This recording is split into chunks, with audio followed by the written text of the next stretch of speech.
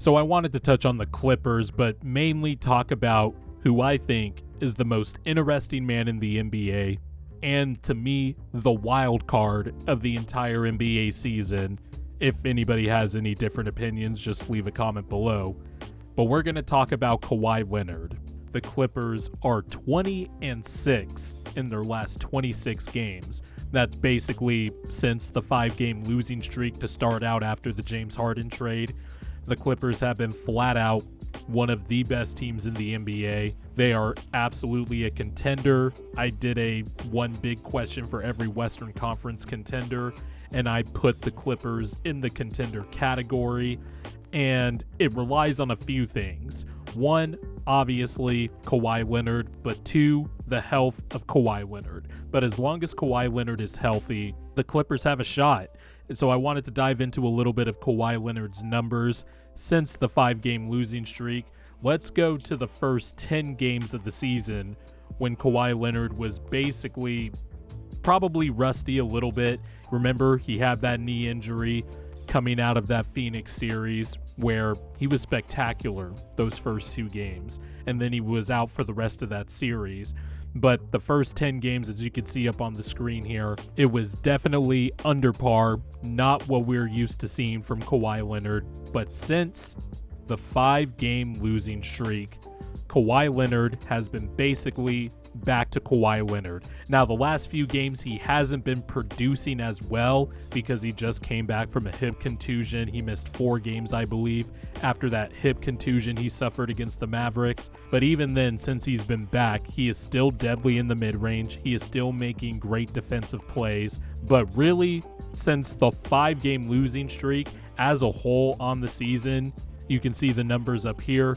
Kawhi Leonard's numbers are pretty much in line with what we have seen the last few years. Now, obviously, he's been out of the lineup a lot the last few seasons, but we are still seeing elite two-way play from Kawhi Leonard. And even digging deeper into that, with James Harden in the mix now, Kawhi Leonard is getting shots in his spots easier. He's getting easier baskets. James Harden on most nights is usually getting the team's 3rd best defender because they are focusing their defensive attention on Paul George and Kawhi Leonard. And James Harden is running pick and roll with ease with Zubac. He's able to get to the rim with ease now because of the defenders that are guarding him. His finishing percentage at the rim has been better than it has been the last 3 seasons. The trickle-down effect of the attention Kawhi Leonard gets has really helped out James Harden, but also it has kind of a double back effect where it has also helped out Kawhi Leonard because the Clippers will run pick and roll, and if the opposition decides to switch that action, that usually means Kawhi Leonard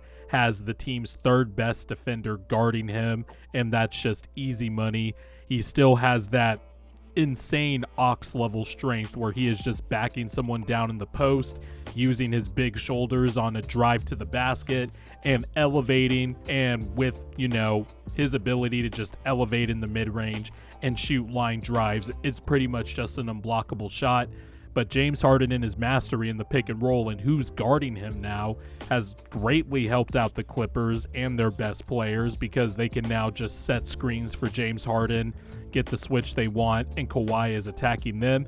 And also Kawhi can just flat out cook his actual assignment. He can cook any type of defender in the NBA. Kawhi Leonard is shooting 54% from the field. His mid-range numbers, his numbers at the rim, and his 3-point percentage are all in line with what it's been the last 5 seasons, going all the way back to Toronto. And more importantly, up until this hip contusion thing, he's been playing every game this year. Back-to-backs, playing with Paul George all the time, and he's still been very productive and very elite on both ends of the floor. Honestly, could be a dark horse to crash the MVP conversation as the season goes on. When I did my reaction to the Clippers-Sixers trade of James Harden, I was of the opinion that the Clippers did get better as a team, but I wasn't sure if they could come out of the West. Now, I still have the Denver Nuggets as my favorite to come out of the West,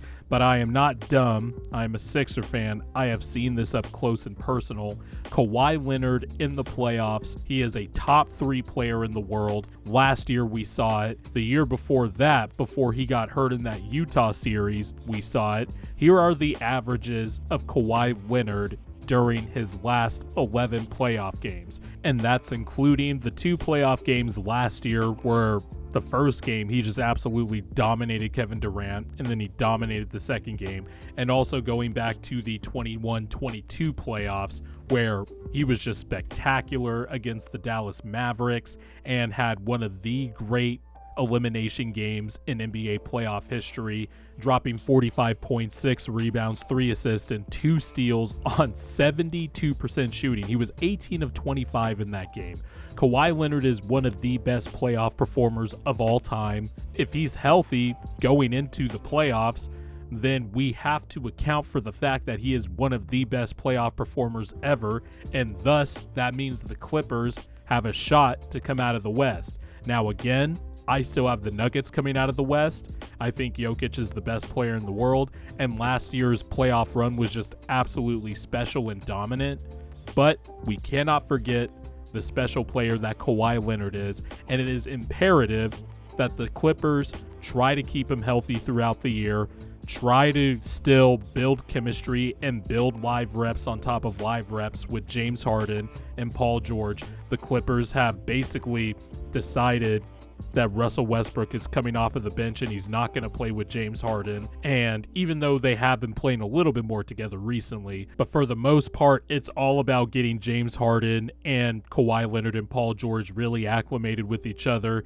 And everybody touted it as an experiment that they don't know how it's going to go. Well, that experiment is working, but more importantly, Kawhi Leonard is back to peak Kawhi Leonard on both ends of the floor. I don't think he'll ever touch the Defensive Player of the Year caliber Kawhi Leonard in his Spurs days anymore, but he is still a top shelf, cream of the crop, upper echelon defender in the NBA. He still wreaks havoc on both ends of the floor. He can take over games on either side of the floor, not just offense. He has taken over games on the defensive end, just straight up taking the ball, which is what Kawhi Leonard does. He just takes the ball from you sometimes. But yeah, I really like what Kawhi Leonard has been doing. I really like what the Clippers have been doing, and they are absolutely a contender, and that's because they have number 2.